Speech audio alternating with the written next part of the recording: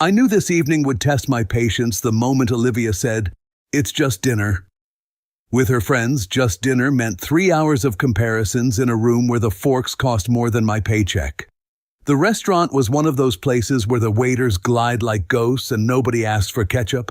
Chandeliers, soft music, white tablecloths. The kind of place that makes you sit straighter, even if your back hurts. Olivia had put on a navy dress that looked elegant, though much simpler than what her friends were wearing. She looked beautiful, but I already knew they'd notice the difference. Her 3 friends were already at the long table. Sarah in red silk, Jess in sparkling silver, Monica in emerald green. All of them with jewelry you could spot from the parking lot. Their husbands sat beside them, suits tailored, watches heavy, the kind of men who order wine like they're conducting an orchestra. "Olivia!" Jess jumped up, kissed her cheeks, then gave me a polite nod. "And Mason, you made it." Sarah's eyes flicked over us. "Liv, that dress is classic." A pause. "Simple but nice." Olivia smiled tightly. "Thanks, Sarah," I grinned. "Yeah, limited edition. Straight from the closet, no financing required." Alex, Sarah's husband, chuckled. Sarah didn't. We sat down. Menus opened. I realized quickly this was the kind of menu where the descriptions were longer than the actual meals. I picked something with steak in the name just to be safe. The wine arrived, poured carefully into thin glasses. Eric, Jess's husband, held it up to the light like he was grading a diamond. "So," Jess began, resting her chin on her hand, "we just got back from Italy. A villa on the coast. Private chef, wine tastings. It was magical." "That sounds amazing," Olivia said politely. "Eric knows I can't live without travel," Jess added, patting his arm. Sarah leaned in. "Mark just surprised Monica with a new bracelet. White gold. Tiny diamonds all around. Very tasteful." Monica smiled, tilting her wrist so the stones caught the light. "He knows me too well." Mark puffed his chest. "She deserves it." I sipped my water. "I surprised Olivia last week too. Made pasta. Didn't burn the sauce. Very tasteful." The husbands laughed politely. The wives smiled like they'd just smelled something unusual. Sarah's gaze landed on Olivia again. "When was the last time Mason planned something big for you?" Olivia hesitated. "Well, we've kept it simple lately. Just quiet evenings." "Quiet," Jess repeated. "That can be sweet. But you know, sometimes a woman needs excitement." "Yeah," I said. "Like when you find guacamole in your fridge and forgot you bought it. That's excitement." Alex actually laughed before Sarah silenced him with a look. Dinner arrived in perfect little portions. My steak was the size of a postcard, arranged with dots of sauce like an art project. Everyone took photos. I looked at mine like I should interview it. "This truffle pasta is divine," Monica said. "Mark knows I can't live without it." Mark nodded proudly. "Anything for her." Sarah tilted her head at Olivia. "You ever wish Mason spoiled you like that?" Olivia flushed, gave a small laugh. "He takes care of me in other ways." Jess leaned forward. "That's sweet. But sometimes it's nice not to ask, just to receive." I raised my glass. "True." Olivia received the remote yesterday without asking. "Big win." Eric laughed, then caught Jess's glare and coughed into his napkin. Conversation rolled on. Houses, cars, flights booked months in advance. I nodded at intervals, adding small sarcastic comments when I could. Olivia smiled when I did, but her friends only tightened their perfect postures. Dessert came. Tiny chocolate things on big plates. Jess clapped her hands. "Liv, you'd love the place across the river. Tasting menu, 12 courses, candles everywhere." "Sounds romantic," Olivia said. "Exactly," Sarah replied, leaning closer. "Romance should feel effortless, right?" She gave me a smile that wasn't friendly. "Some men just know." I set down my fork. "Yeah, some men know. Some men also know how to fix a leaking sink at 2 in the morning. Different talents, I guess." The husbands laughed. The wives didn't. The bill arrived. Everyone tossed down cards like it was nothing. I slid mine in quietly and prayed it wouldn't squeak. Outside, the night air was crisp. Cars waited, sleek and black. Jess hugged Olivia. "Text me later, okay?" "I want the details." Monica kissed her cheek. "You know you deserve the best, Liv." Sarah went last, holding Olivia longer than needed. "Think about what I said," she whispered, but loud enough for me to catch. Then to me, "Good night, Mason." Steady as always. "Good night, Sarah," I said. "May your diamonds keep up the good work." Her smile didn't move. She walked off with Alex, heels clicking like a clock. Olivia shoved her hands in her coat pockets as we headed for our car. "They're a bit much." "A bit," I said. "Like hurricanes are a bit windy." She laughed nervously. "They mean well." "Sure," I said. "Dentists mean well too." She gave me a look. "You're mad." "I'm observant," I said. Her phone buzzed in her purse. Probably them. She didn't check it. And in my head, I replayed Sarah's voice. "Think about what I said." We got home later than planned. Olivia kicked off her heels the second the door closed, sighing like she'd just survived a marathon. I hung up my jacket, loosened my tie, and let the silence stretch. She went straight to the kitchen, poured herself a glass of water, and leaned on the counter. I could tell she was waiting for me to speak first. "So," I said finally, pulling off my shoes, "do we clap for tonight or just pretend it didn't happen?" She groaned. "Mason, don't start." "I'm not starting," I said. "I'm following up." What exactly were they trying to say between dessert and the diamonds? Olivia stared at her glass. "They weren't trying to say anything." "Really?" I said. "Because I'm pretty sure they nominated me for least likely to afford champagne." She gave me a look. "You're exaggerating." "Maybe. But they weren't exactly subtle, Liv. You heard it too." She sighed, sat down on the couch, and pulled her knees up. "They just think I should expect more." "More what?" I asked, sitting across from her. "More trips? More jewelry? More sauces poured with tweezers?" Her voice was quieter now. "They think you need to step up." I laughed once, sharp. "Step up where? Onto a yacht?" "Mason." "No, seriously, what do they mean by that?" She hesitated. Her fingers tapped the rim of her glass. Then she said it. "Sarah told me I should give you an ultimatum." I stared. "An ultimatum?" Olivia nodded slowly. "She said if you don't raise the bar, I should find someone who already has." For a moment the room was silent, except for the hum of the fridge. I leaned back in the chair and let out a breath through my nose. "Well," I said, "that's comforting.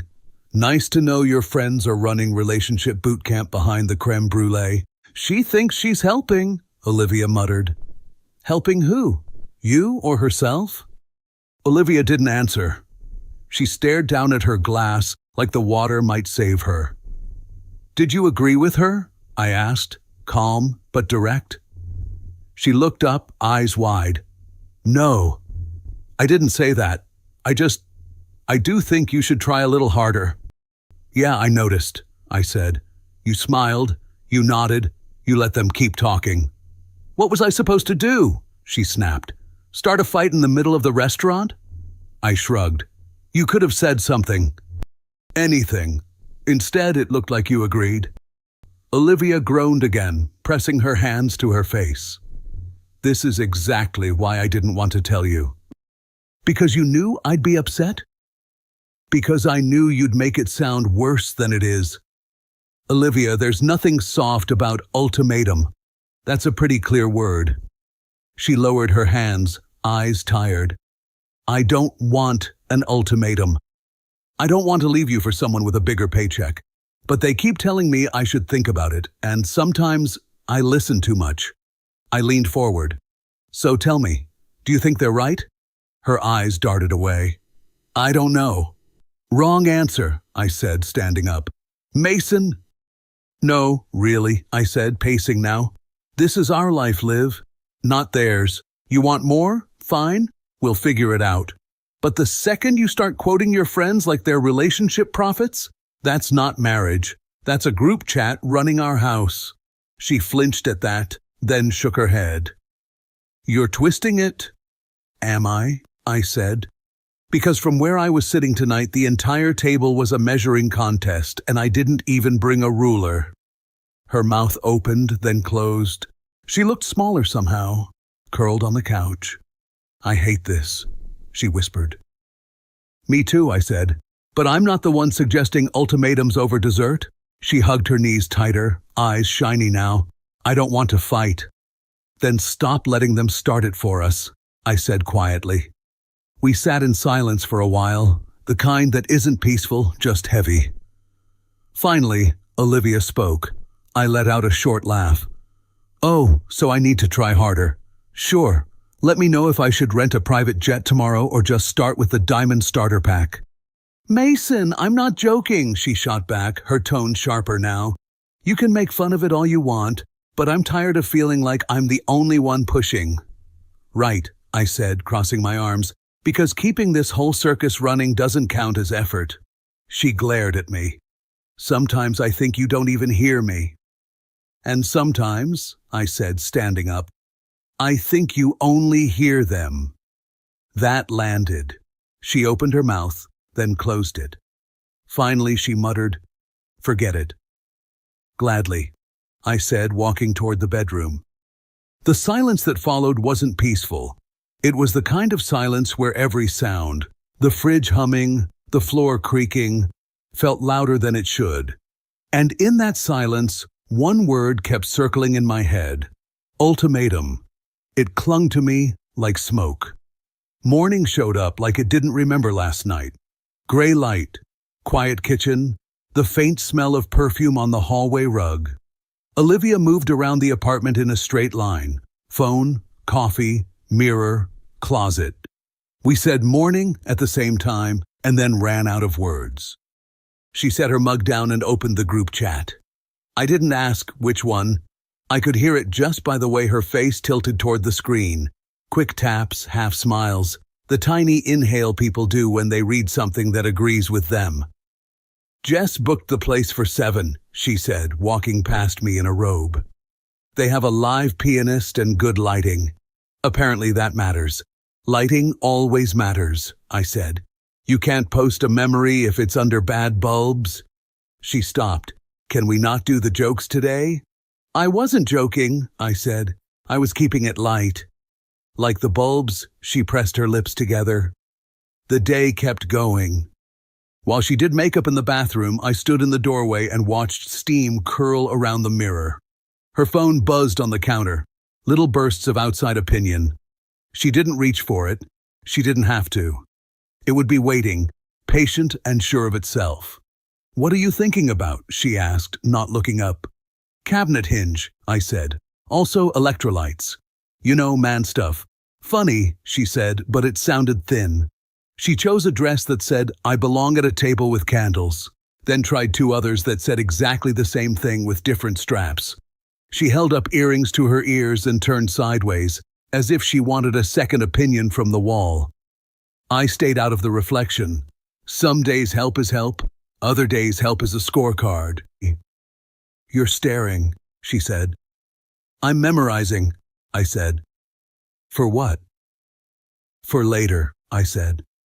When the movie plays back.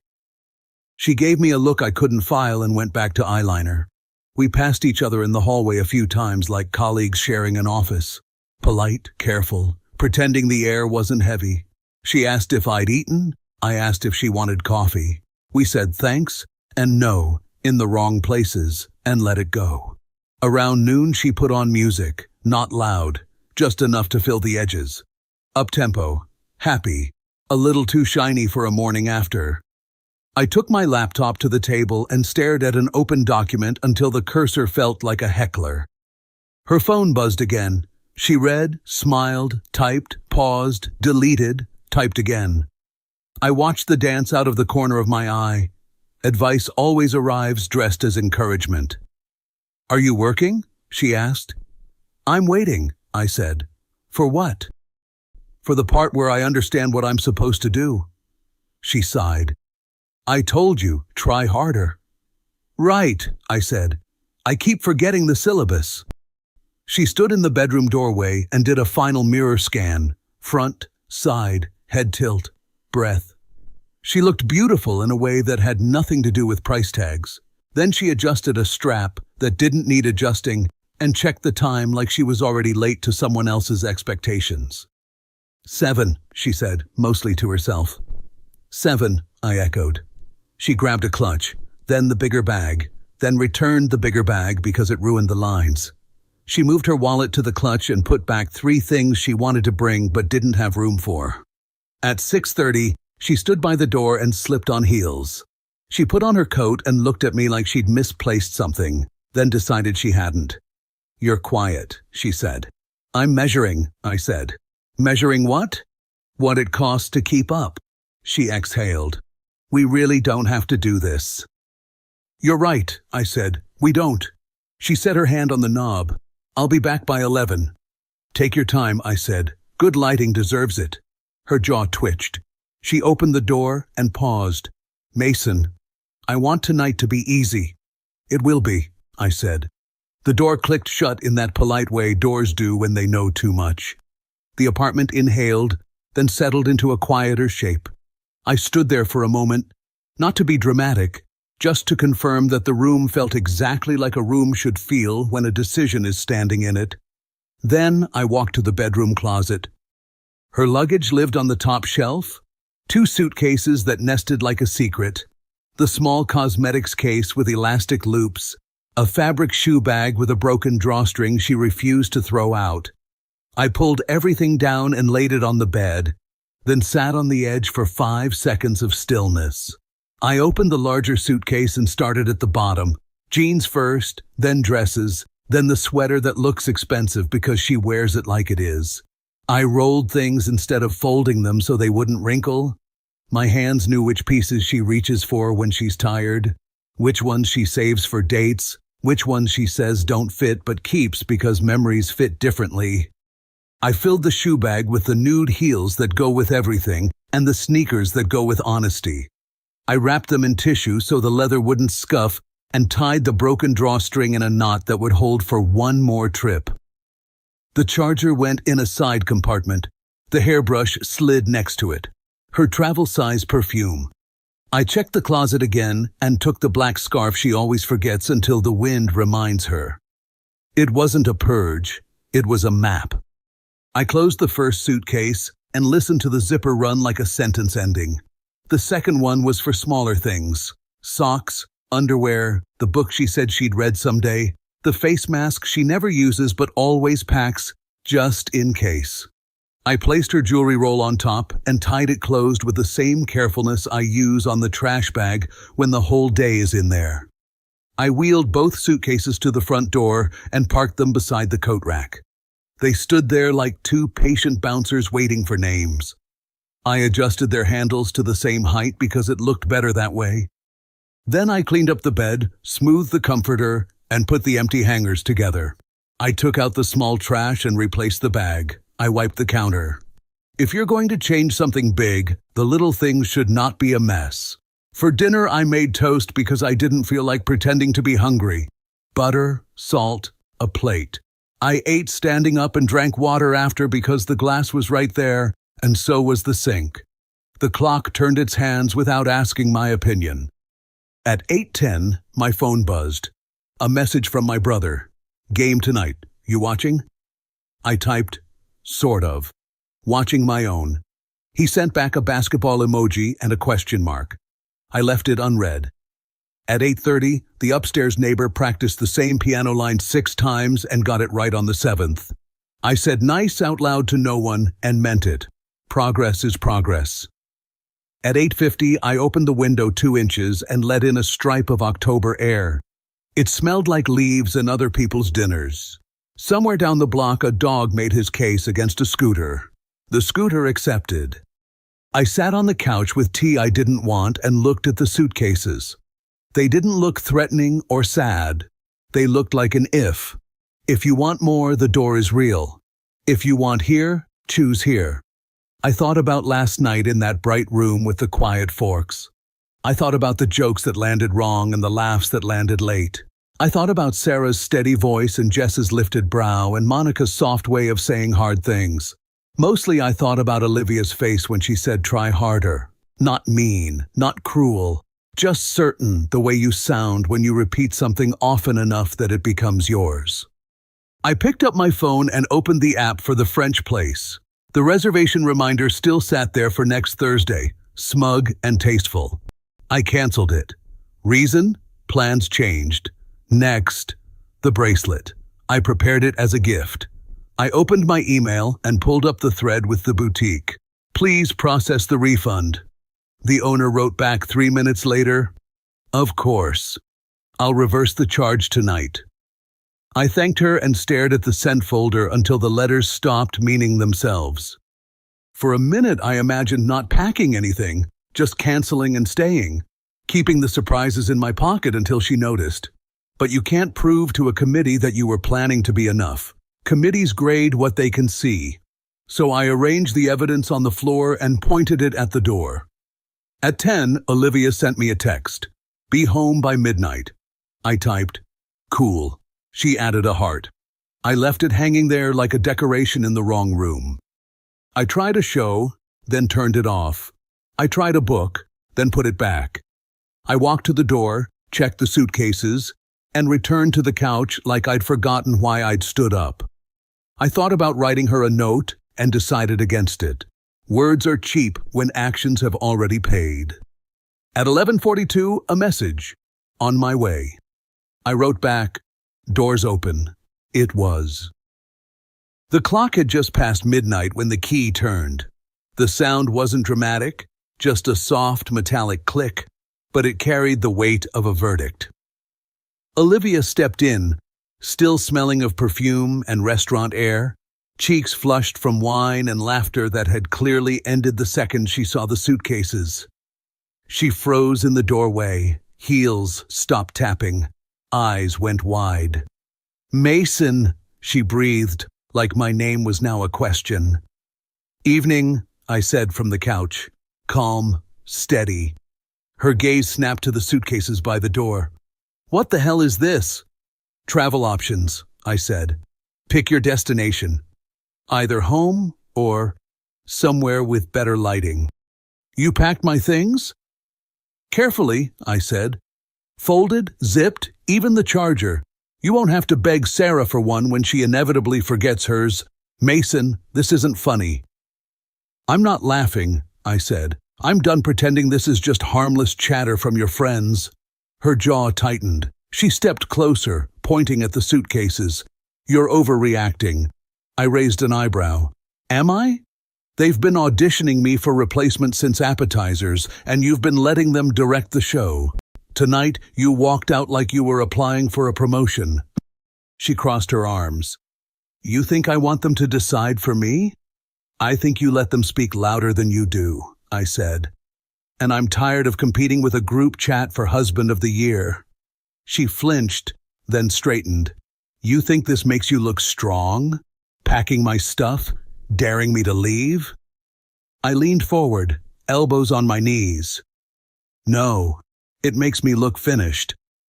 If you think you can do better, Olivia, I won't chain you here. The door's open, the bags are ready. Your move. For a moment she just stood there, breathing hard. Then something cracked in her voice. You think it's that simple? She said. You think I just grab a suitcase and walk out because Sarah thinks she's an expert in relationships? You said yourself I should try harder, I shot back. I heard it loud and clear. Her face twisted. Anger, guilt, maybe both. I didn't mean... She stopped herself. God, Mason, do you really believe I don't see what you do for me? I tilted my head. Do you? Her shoulders slumped, but then her chin lifted. They're wrong, she said finally. Sarah, Jess, Monica, they're all wrong. They live off their husbands' wallets and call it love. I let them get in my head. I'm sorry. I studied her face. She was trembling, but not from anger now. From the realization she'd let the poison drip too long. She stepped closer, lowering her voice. I don't want Paris trips or bracelets. I want you, and I hate that I made you doubt it. For the first time all night, I didn't answer with sarcasm. I just looked at her. I'll cut them off, she said suddenly, sharper than I expected. I'll tell Sarah to back the hell off. I don't need friends who make me think less of my husband. I leaned back, folding my arms. Big words, you sure?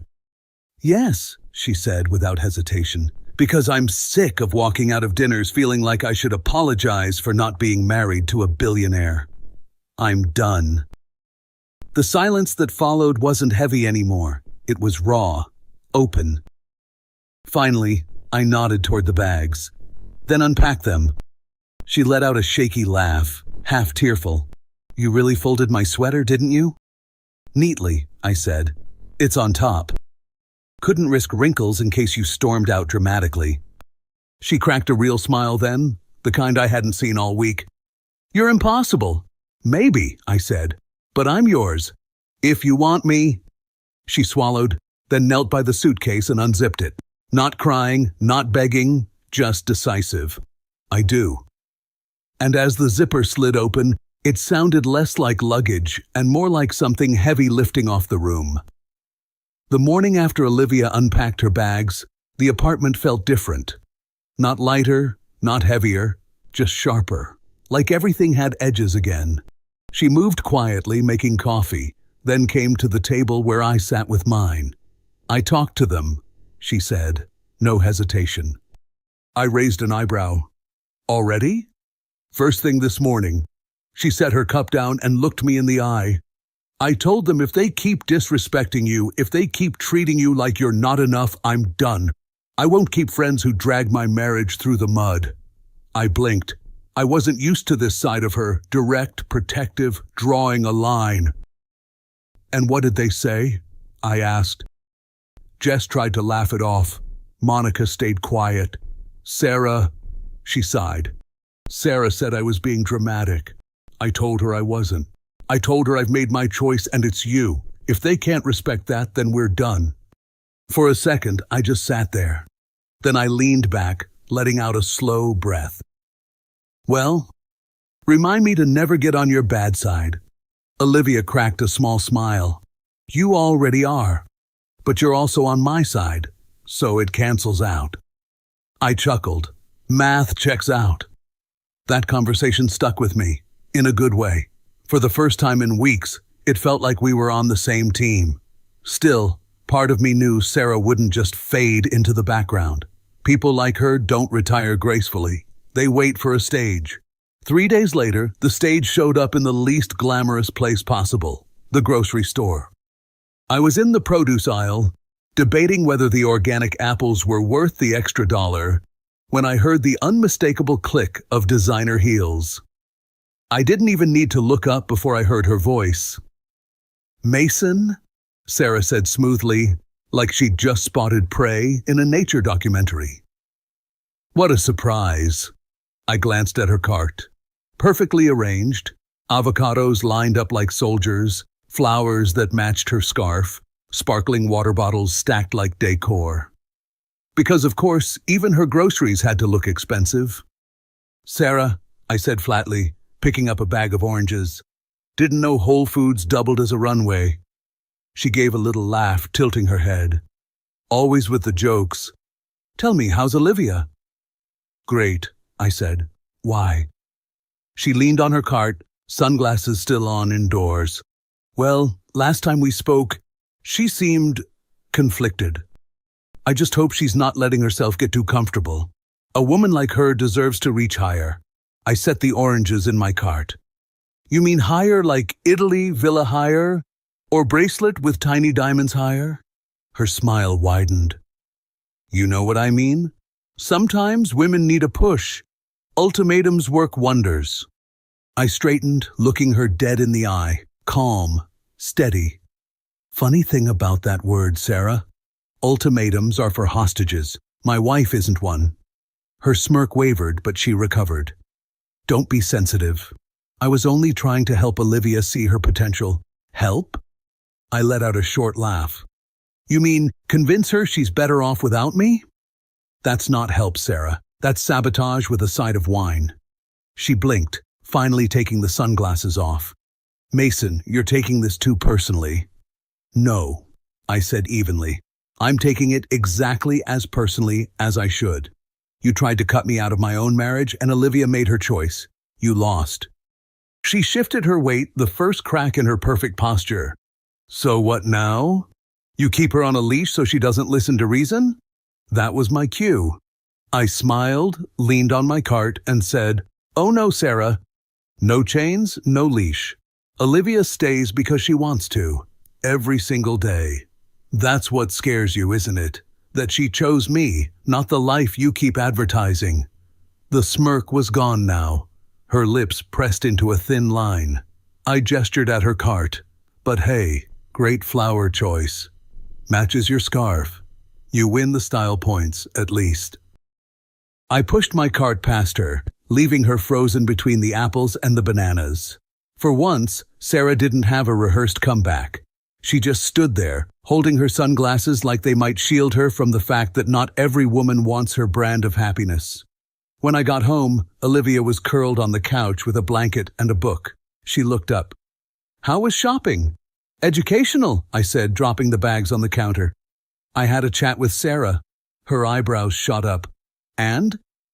"And let's just say she won't be auditioning me for replacement roles anymore." Olivia smiled, relief clear in her eyes. "Good." I sat beside her, grabbing a corner of the blanket. "Told her no chains here. You stay because you choose to." Every day she leaned against me, resting her head on my shoulder. Exactly. And for the first time in a long time, the silence between us wasn't heavy. It was simple, solid, ours. A week later, Olivia deleted the group chat. No announcement, no dramatic speech, just gone. Her phone was quieter, and so was our apartment. Sometimes I'd catch her scrolling and then stopping, like her thumb forgot there wasn't a constant stream of advice waiting. She didn't say she missed them, and I didn't ask. Some silence doesn't need filling. We went back to small things, grocery runs, movies on the couch, arguing over which takeout place was better.